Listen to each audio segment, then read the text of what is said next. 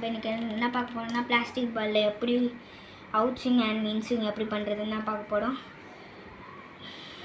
நம்ம new ball எடுத்தால் நம்மளுக்கு வந்து ஓவர் ஸ்விங் ஆகும், இந்த பக்கம் தான் ஃபுல்லாக போகும்.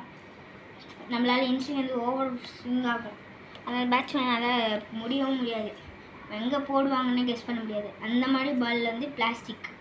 இப்போ பிளாஸ்டிக்கில் வந்து இந்த மாதிரி இதை காமிக்கிறேன், இந்த மாதிரி இருக்கிறதுலையே உங்களால் போட முடியும்.